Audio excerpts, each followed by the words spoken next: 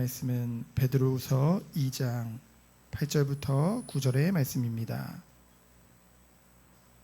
베드로후서 2장 8절부터 9절의 말씀, 우리 다 같이 합독하도록 하겠습니다.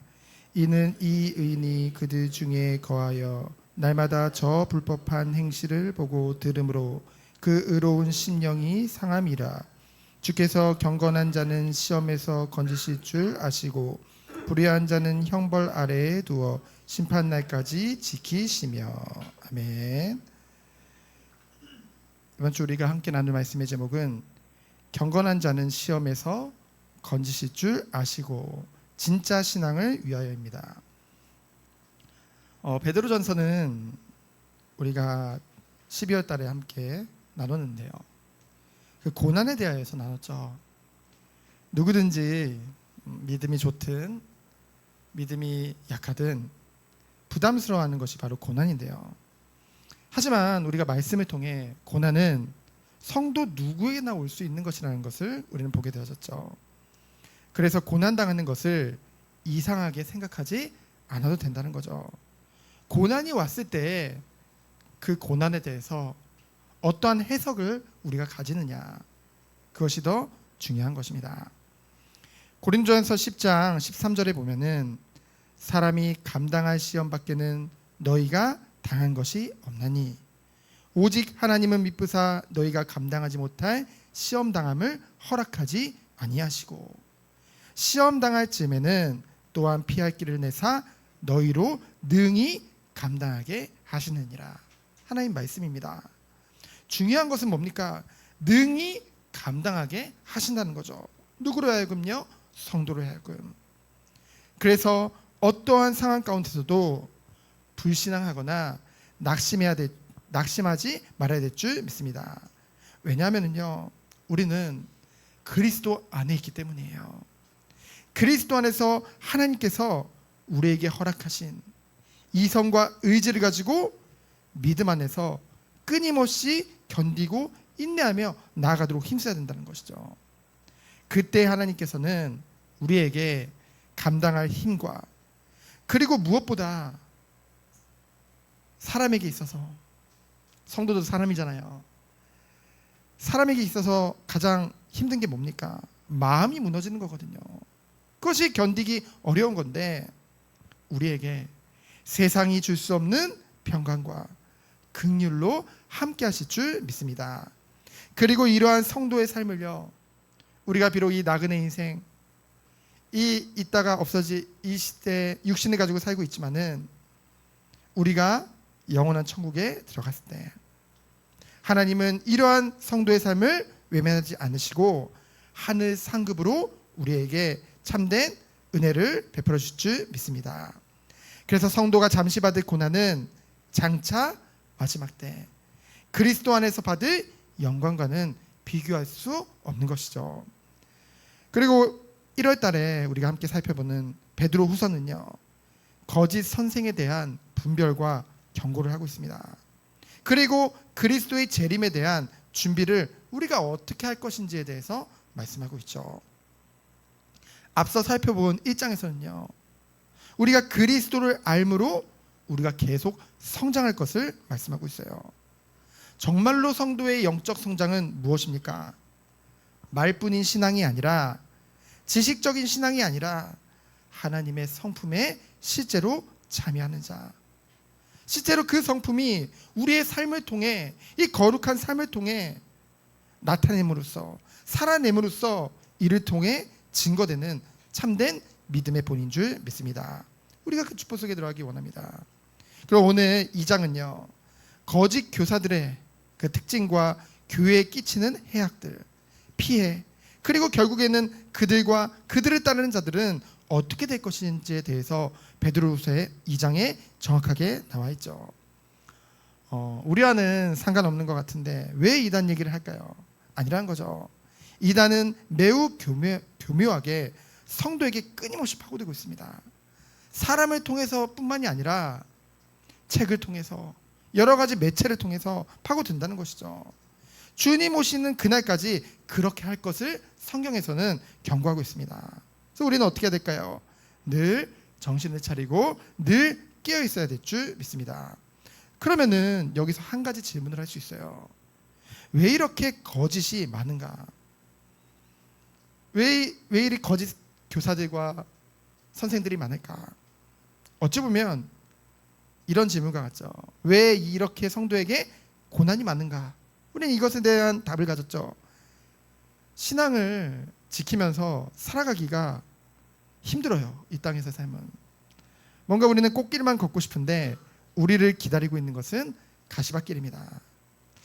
이번 주에 어떤 분께 들었어요. 최근에 이제 기독교에서 통계를 내보니까요. 전 세계 전체 기독교 인구가 그나마 유지된 것이 한 교파 때문이래요. 어떤 교파냐면은 은사와 축복을, 그런 기복을 강조하는 교파의 강세로 인해서 그나마 유지됐다고 하더라고요. 그에 반해 우리가 속한 이 장로교는 성장이 굉장히 미비하다고 하더라고요. 숫자라는 것은 물론 중요합니다. 하지만 성경에서는요, 좁은 문 협착한 길이라고 했습니다. 그래서 찾는 이가 많이 없다고 했어요. 왜 그렇습니까? 철저히 하나님 중심이기 때문에. 자기를 부인하고 자기 십자가를 지고 주님을 따르는 십자가의 길이기 때문에. 그래서요, 낙심하거나 시험되지 않아도 된다는 거죠. 오히려 성도에게 오는 고난은 우리를 더욱더 하나님 앞에서 정신을 차리고 하나님을 바라보도록 이끄시기에, 그리고 거짓 선생들로 인한 이단 때문에 오는 성도에게 있어서 신앙의 이점도 있습니다. 무엇입니까? 우리의 신앙이 가짜가 아닌 진짜가 되도록 하신다는 거죠. 그것을 경계함으로 해서 오늘 말씀을 통해 더욱더 주님이 원하시는 진짜 신앙 속으로 들어가는 우리 성도님들 되어지기를 예수 그리스도 이름으로 축원드립니다. 첫 번째로 거짓 선생의 정체와 열매들이 1절로 3절에 나와 있습니다. 1절에 보면은 백성 가운데 또한 거짓 선지자들이 있었나니. 여러분, 이 거짓 선지자들은요, 구약에서부터 거짓 선지자들은 항상 있었어요. 이 선지자 미가야 활동 시 거짓 선지자 시드기야가 일어났었죠. 우리가 잘 아는 눈물의 선지자 예레미야가 선지자로 활동할 당시 하나냐라는 거짓 선지자가 일어나서 그것을 방해했어요. 우리는요, 선지서를 통해 선지자들이 그 시대에 굉장했나 보다. 왜냐하면 예레미야라는 이름으로 성경도 쓰여졌고 느헤미야라는 이름으로 성경도 쓰여졌으니까. 근데요, 그 시대를 보면 오히려 거짓 선지자들에게 미혹되어 따르는 자들이 참 선지자를 따르는 자들보다 더 많았다고 합니다. 숫자가 중요한 것이 아니에요. 참 선지자의 특징은 무엇입니까? 오직 하나님의 말씀을 전하는 줄 믿습니다. 그렇다면 반대로 이 시대의 거짓 교사들은 어떻습니까? 성경을 자신들의 탐욕적인 구미에 맞게 바꿔서 자의적으로 해석해서 성경에서 가르치지 않은 사설들을 교회 안에 퍼뜨려서 성도들로 미혹해 하도록 그렇게 유혹하죠. 그리고 1절에 보면은 이단을 가만히 끌어들여라고 했습니다. 몰래 또는 교묘히 안으로 끌어들인다는 거죠. 사람들이 눈치 못 채게요. 그래서요, 이단 사상들은 복음의 참된 진리와 쉽게 구별되지 않는 것 같이 보입니다. 하지만 우리에게는 그것을 분별할 수 있습니다. 왜요? 하나님이 말씀을 통해 우리에게 바른 지식과 기준을 전달하고 계시기 때문에. 그래서 2절에 보면은 중요한 건 쉽게 구별되지 않는 것 같지만은 열매는 분명히 다르다는 거죠. 우리는 열매를 통해 알 수 있어요. 이단 사상들은요, 성도들의 윤리적 경건한 삶을 파괴시킵니다. 여러분, 우리가 믿는 것은 기독교죠. 기독이 뭡니까? 한자로 그리스도거든요. 이 기독교의 신앙은요, 다 종교와 같이 사색이나 뭔가 관념, 지식의 종교가 아니라는 거죠. 실제 삶이 있는 윤리적인 종교입니다. 그래서 윤리적, 도덕적으로 무너지면은요, 결코 진정한 기독교가 될 수 없다는 것이죠. 왜요? 기독이라는 말 자체에 우리가 믿는 신앙의 정체성이 들어가 있기 때문에. 우리는요, 그리스도를 믿고 그리스도를 닮아가 그리스도가 가신 그 길을 가기로 작정된 자들인 줄 믿습니다. 그래서 2절에 보면요, 정체성을 놓친 이러한 이단들의 행신들로 인해 도리어 진리의 도가 비방을 받게 되는 것을 우리는 보게 되어지죠. 여러분, 한때 신천지다, JMS다, 또는 통일교다, 그 일본에서는 오음 진리교다, 이러한 사이비 종교들이요, 사회적인 문제를 일으켜죠. 근데요, 중요한 게 있어요. 불신자들이 봤을 때는요, 똑같은 기독교라는 거죠. 그러다 보니 그들의 행실로 인해 2절 말씀과 같이 도리어 진리의 도 또한 같이 비방을 받게 되는 것입니다. 그래서 2절에 이어 3절에 보면요, 그들의 특징은 뭐라고 했어요? 호색과 탐심으로 지어낸 말을 가지고 이득을 삼는다는 거죠. 오직 자기 이득밖에 모릅니다. 결국은요, 세상에 가치를 벗어날 수 없는 거예요. 아무리 꾸미려 하고 아무리 대단한 것 같이 말을 하지만은 결국은 세상의 가치와 육신의 소욕을 벗어날 수 없다는 것이죠. 아무리 수준 높은 척을 해도 육체의 탐욕을 이길 수 없는 것입니다. 그러면요, 그들에 대해서 두 번째로 보면은 4절로 10절 상반절에 보면은 심판이 반드시 있을 것을 성경에서는 증거하고 있죠. 그들은 반드시 심판을 받아 멸망을 당하게 될 것을 말씀하고 있습니다. 4절에 보니까요, 범죄한 천사들을 용서하지 않으시고 지옥에 던져놨다고 했죠. 5절에 보면은 노아 시대에 노아 외에 얼마나 많은 사람들이 타락했습니까? 얼마나 타락했으면은 모세는 그것을 창세기에 어떻게 기록했어요? 죄악이 온 땅에 관영했다고 했어요. 다른 말로 하면 온 땅에 죄악이 가득했다는 것이죠. 그 타락한 자들을 하나님이 어떻게 하셨습니까? 방주에 오른 노아와 노아의 가족 외에는 다 홍수 심판을 받게 되어지죠. 그리고 6절에 보면은 성적인 타락이 굉장히 심각했던 소돔과 고모라, 남색과 심지어는 짐승들과 수간과 여러 가지 온갖 죄악이 가득했던 그 소돔과 고모라가 어떻게 됐습니까? 멸망을 받게 되어졌죠. 근데 8절에 보면은 고통당하는 의로운 롯에 대해서는 어떻게 했습니까? 여러분, 롯이 의로운 이유가 뭐예요? 8절에 보면은 그들 중에 거하며 날마다 저 불법한 행실을 보고 들음으로 그 의로운 심령이 상했다고 했어요. 그 무법한 자들의 음란한 행실 아래 숨조차 쉬지 못할 정도로 눌림을 당하고 있었다는 거죠. 의인들은 그렇습니다. 우리 안에 누가 계시기 때문에? 성령 하나님이 계시기 때문에. 우리가 갈수록 하나님의 성품을 닮아가기 때문에 그것을 견딜 수가 없다는 거죠. 그에 반해 죄인이었다면 어떻게 될까요? 이러한 고통을 전혀 느끼지 못했겠죠. 반면에 하나님께 버림을 받은 유기된 자들의 모습은 어떻습니까? 9절에 보니까 경건한 자는 시련에서 건지시지만 불의한 자에 대해서는요, 아주 무서운 말을 합니다. 뭐래요? 형벌 아래에 두어 심판 날까지 지키시며. 여러분, 얼마나 무서운 말입니까? 우리 하나님의 택함을 받은 자들은 하나님이 지키시고 보호하시고, 때로 우리가 그릇된 길로 가면은 하나님 우리들이 돌이키도록 징계를 내리시고, 그렇죠? 때로는 고난을 주시고, 그러므로 해서 우리를 돌이킬 수 있도록 하나님이 이끄시잖아요. 근데 유기된 자들은 뭐래요? 형벌 아래에 두어 심판날까지 지키신대요. 그리고 10절에 보면은 그런 유기된 자들의 특징은 무엇입니까? 육체를 따라 더러운 정욕 가운데 행하도록 내버려 둔다는 거죠. 그러니 그들이 돌이킬 수 없는 것입니다. 그래서 갈라디아 5장 19절로 21절에 보면은 육체를 따른다고 했는데요, 그들이 정욕 가운데 행한다고 했는데요, 이 육체에 대해서, 육체를 따르는 것에 대해서 분명하게 말씀하고 있죠. 갈라디아 5장 19절 21절에 보면요, 육체의 일은 분명하니 곧 음행과 더러운 것과 호색과 우상 숭배와 주술과 원수 맺는 것과 분쟁과 시기와 분냄과 당 짓는 것과 분열함과 이단과 투기와 술 취함과 방탕함과 또 그와 같은 것들이라. 전에 너희에게 경계한 것 같이 경계하노니 이러한 일을 하는 자들은 하나님 나라를 유업으로 받지 못할 것이요. 여러분, 이 당의 특징이 합리화입니다.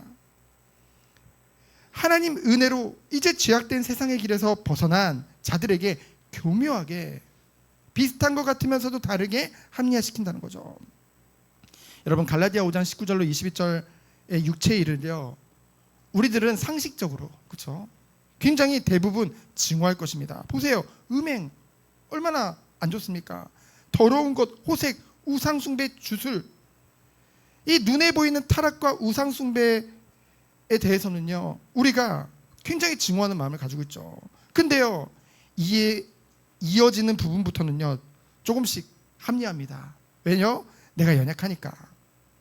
그런데요, 연약함과 악함의 기준은 무엇입니까? 알고도 하느냐, 모르고 하느냐예요. 그에 대해서 괴로우냐, 아니면 하나님이 이해해 주실 것이라고 하면서 그 하나님의 긍휼을, 오래 참으심을 오용하느냐, 그 차이거든요. 모두 똑같은 하나님의 말씀입니다.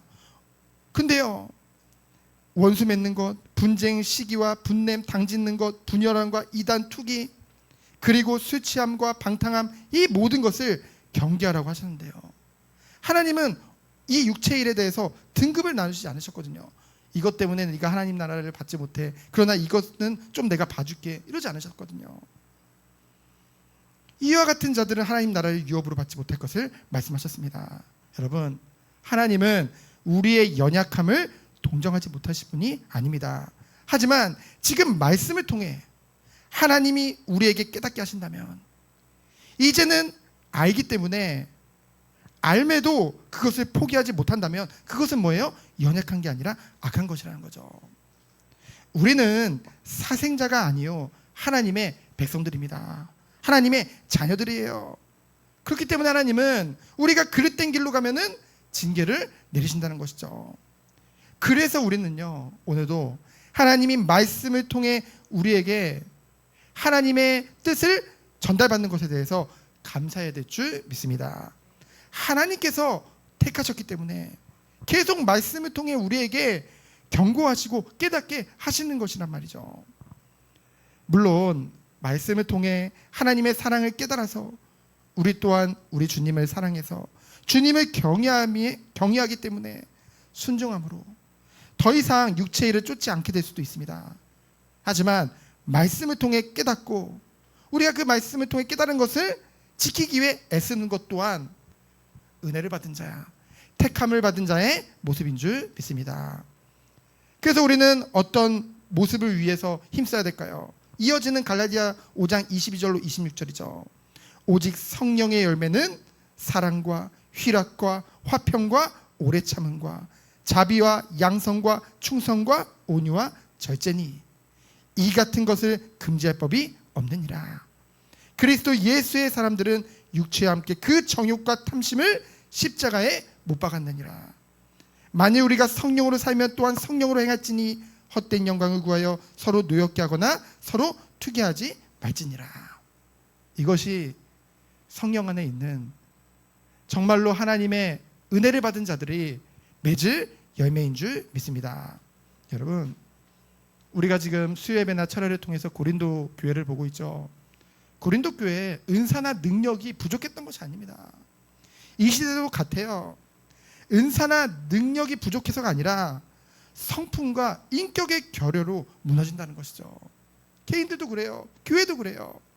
그리고 더 나아가 목회자들도 그래요.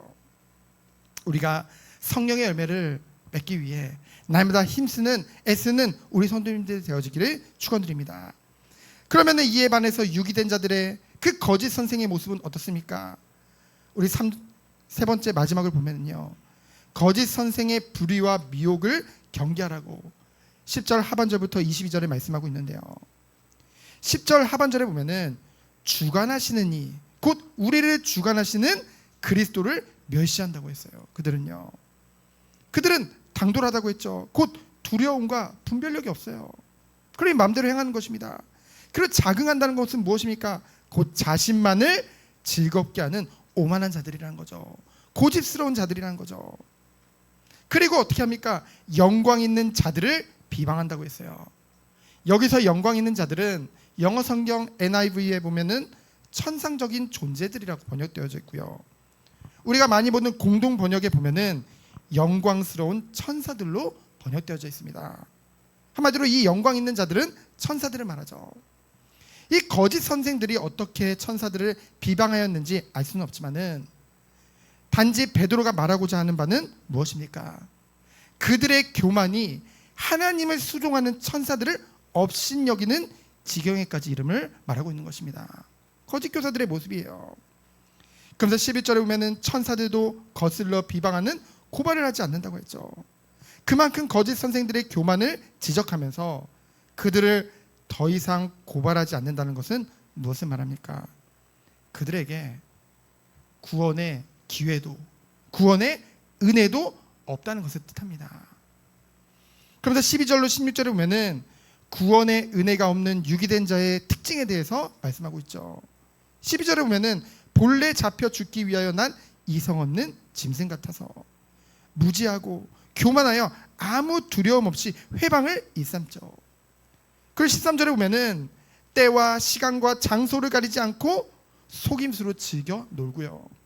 14절에 보면은 음란하고 탐욕적이며 15절에 보면은 불의의 삭슬 사랑한다는 거죠. 그 발람의 길을 따른다고 했잖아요. 그래서 그들의 모습은 뭡니까? 17절에 물 없는 샘이요 광풍에 밀려나는 안개와 같다고 했어요. 그렇잖아요. 우리가 봤더니 굉장히 우물 겉에서 보니까 우물이 너무 멋지게 돼 있는 거예요. 샘이 겉모습은 막 대리석으로 쌓아가지고 아주 멋지게 나는데 그 안에 보니까 물이 없는 거예요.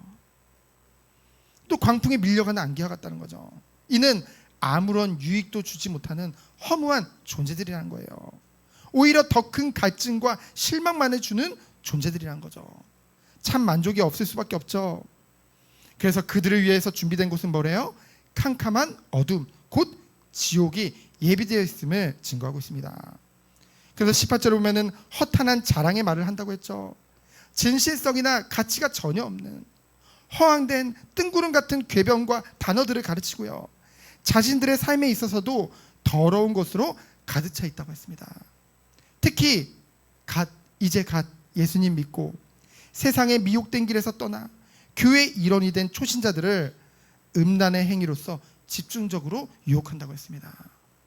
육신의 음란뿐만이 아니라 영적인 간음, 하나님이 아는 세상과 그 두 가지를 섬기게 하는 그런 영적 감으로 자꾸만 집중적으로 유혹하게 한다는 거죠. 여러분, 우리가 어떻게 하나님의 영광을 나타낼 수 있겠습니까?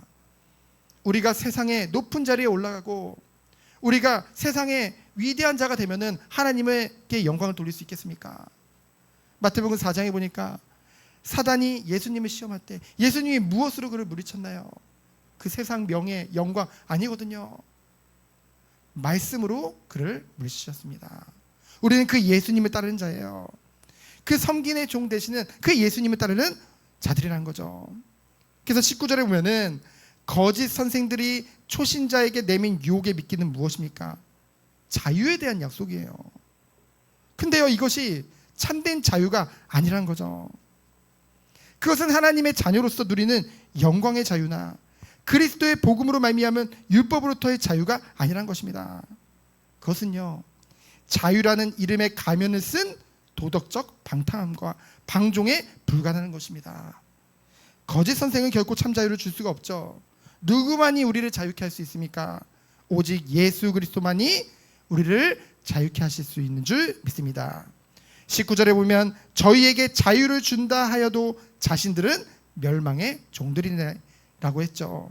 즉 유혹하는 자들이요, 자신들을 따라 사는 삶을 통하여 자유를 얻을 수 있다고 말을 하지만은, 그러면서 우리에게 자유를 약속하지만은, 그러나 과연 유혹하는 자들을 따라 살아서 자유를 얻을 수 있을까요? 우리 몸을 내 마음대로, 즉 죄악된 본성을 시키는 대로 하는 것을 통하여 참된 자유와 해방을 맛볼 수 있을까요? 이러한 질문에 대해서요, 베드로를 통해 하나님께서는 단호하게 말씀하십니다. 그것이 아니라고요. 그리고 군대에서 쓰는 논리로서 저들의 말이 거짓임을 지금 증거하고 있죠. 뭡니까? 이 말에 따르면요, 19절에 보면은 누구든지 진 자는 이긴 자의 종이 됨이니라 라고 선언했죠. 이 말에 따르면요, 누구만이 종이 아닌 자유자가 될 수 있겠습니까? 또 누가 종들을 주인에게서 해방시키고 자유를 줄 수 있겠습니까? 오직 이긴 자뿐인 줄 믿습니다. 전쟁에서 이긴 자만이 전쟁의 승리자로서 상대편 백성을 종으로 부리는 자유자가 된다는 거죠. 또 이긴 자만이 진 자에게 종로로 타던 자들을 해방해서 자유케 할 수 있다는 것입니다. 우리가 잘 아는 미국 남북전쟁 아시죠? 그 역사. 결국 북측이 승리하였기 때문에 흑인 노예를 해방할 수 있는 일이 가능하게 된 거잖아요. 우리를 유혹하며 자유를 준다고 하는 이들은 어떤 이들입니까? 그들은 이긴 자들입니까? 아니죠. 그들은 이미 유혹과의 싸움에서 진 자들입니다. 자신의 죄악된 본성에 노예화돼서 그 본성이 시키는 일을 하지 않고는 견디지 못하는 종들이라는 거죠. 결국 그들은 멸망의 종들인 거예요. 그렇다면 진자들이 우리들에게 약속한다고 하는데 믿어도 되겠습니까? 안 되죠. 우리들에게 참 자유를 주실 분은 누구십니까? 오직 죄와 사망의 권세를 십자가의 죽음으로 이기시고 부활하신 예수 그리스도뿐인 줄 믿습니다.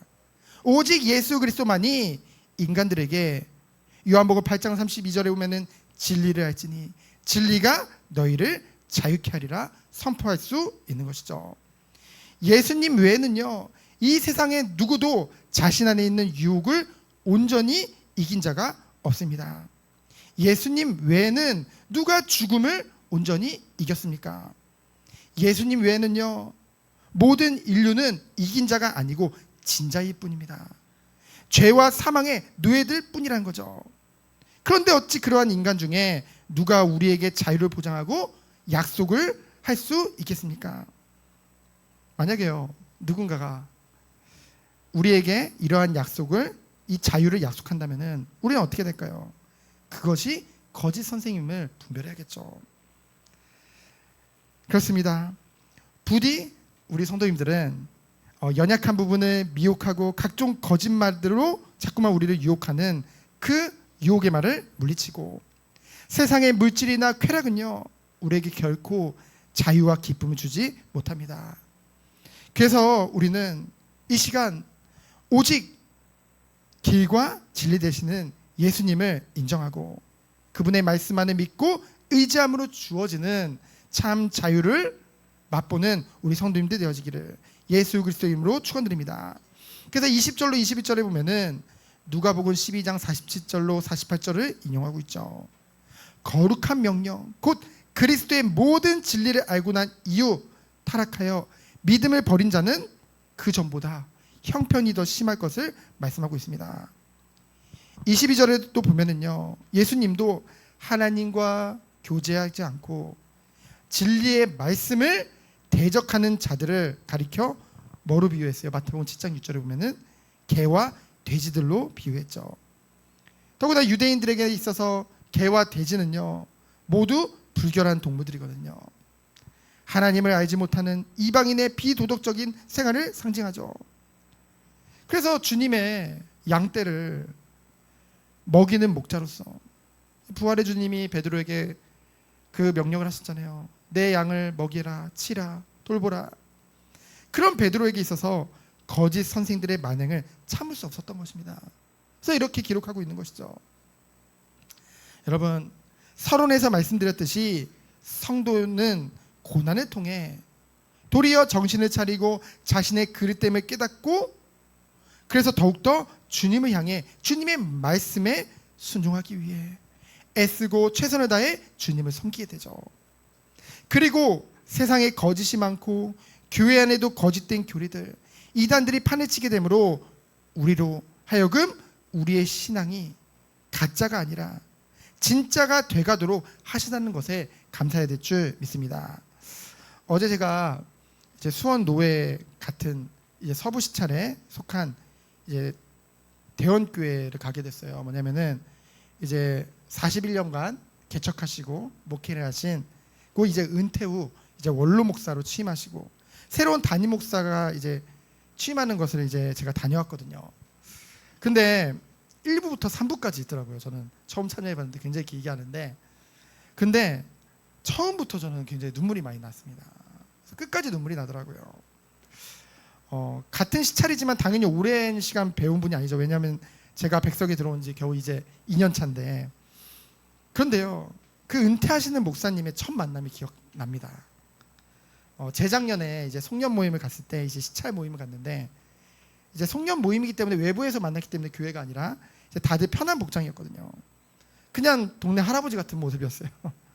그런데 노회로는 먼저 모였지만 시찰로 따로 모인 것은 처음이었기 때문에 이제 신규 회원을 이제 소개하는 그런 시간이었는데요. 제가 이제 코로나 때 이제 개척을 하게 되어졌고 지금까지 인도받게 되어졌습니다라고 하니까요. 그리고 이제 앉아서 밥을 먹는데 그 목사님이 지나가시면서 제 귀에다 대고 이렇게 말씀하시는 거예요. 존경합니다 목사님, 이러시는 거예요. 굉장히 머리도 희끗하고 저는 그분에 비하면 한참 젊은 후배인데 그런 저에게요 그런 말씀하시는 거예요. 그 이후에도요 항상 따뜻하고 겸손하고요. 이번 송년 모임 때도 제 옆에 앉으셨는데요, 한 해 동안 저보고 수고했다고 하면서 안아주시더라고요. 너무 기억에 남아서요. 같은 시찰이기도 하고 은퇴하시는 모습을 보고 싶어서 갔는데요. 그곳에는 이제 많은 분들도 와 계시고 뭐 수원 시장도 와 계시고요, 축사한다고. 근데요, 교회가 크지가 않아요. 크지 않은데 신학교에 들어가면서부터 바로 개척을 하셨대요, 그 자리에. 그리고 10년 만에 지금 교회를 건축하시고 30년간 그 자리 그대로 계신 거예요. 뭐 교회가 부흥하지 않았냐? 부흥했어요. 그래서 내부 수리도 하고 더 크게도 하고. 근데요, 그분이요 이제 마지막으로 이제 소감을 이제 앞에 나와서 말씀하실 거 아니에요. 근데 그런 말씀하시더라고요. 이제 그 말씀이 너무 다 은혜가 됐어요. 이분은 정말로 하나님 앞에서 목회를 했구나. 성도님들 한 명 한 명을 뭐라고 고백을 했냐면 보석 같은 우리 대형교회 성도님들이라고 하더라고요. 얼마나 사랑했는지. 그러면서 마지막으로 누가복음 17장 7절로 10절의 말씀을 이제 주셨는데요. 뭐냐면요, 너희 중에 누구에게 밭을 갈거나 양을 치거나 하는 종이 있어 밭에서 돌아오면 그더러 곧 와 앉아서 먹으라 말할 자가 있느냐? 도리어 그더러 내 먹을 것을 준비하고 띠를 띠고 내가 먹고 마시는 동안에 수종 들고 너는 그 후에 먹고 마시라 하지 않겠느냐? 명한 대로 하였다고 종에게 감사하겠느냐? 이 말은 뭐예요? 하나님이 명하신 대로 나는 했을 뿐이다. 그러니 나에게 감사할 필요가 없다는 거죠. 그래서 10절에 뭐라고 했습니까? 이와 같이 너희도 명령받은 것을 다 행한 후에 이르기를 우리는 무익한 종이라. 우리가 하여야 할 일을 한 것뿐이라 할지니라 하면서 깊게 성도들을 향해, 모인 분들을 향해 이제 90도 인사를 하시더라고요. 근데 저는 그 모습이 그분이 짧게 몇 번 봤지만은 그 성품과 인품과 그런 것들이 느껴졌거든요. 그래서 그것이 너무나 진실돼 보이고, 그러면서 41년간 오직 이 교회를 위해, 성도들을 위해 기도하고 애쓴 그 모습이 너무나도 감격스럽더라고요. 그러면서 이제 권면의 말씀을 이제 어떤 타 교단 노회장님께서 말씀해 주셨는데요. 그 권면의 말씀이 굉장히 마음에 또 와닿더라고요. 이 목회자들 향해 뭐라고 했냐면 첫 번째로 꿈을 버리라는 거죠. 보통 목회자들이 개척을 할 때 꿈을 꾸거든요. 나름대로의 뭔가 비전을 가지고 하라고 하잖아요. 근데 그 내 꿈을 버리라는 거예요. 하나님의 꿈을 어떻게 이룰 수 있을까? 이 교회와 성도를 향한 주님이 주신 꿈을 꾸라는 거죠. 내 꿈은 버리고요. 제가 처음에 교회를 개척할 때 하나님이 주셨던 꿈이 무엇이었냐면요, 저 선교사님들 보니까 선교사님들이 선교를 마치고 돌아왔을 때 그걸 책임져줄 그런 시스템이었구나. 우리 이걸 준비해야겠다. 그럼 어떻게 해야 돼요, 여러분? 성도님들이 막 응답 많이 받아가지고 그거 다 돼야 될 거 아니에요. 그럼 힘들어진다는 거죠. 목회자가 자기 꿈을 꾸면은요, 성도님들이 힘들어져요. 근데 뭡니까?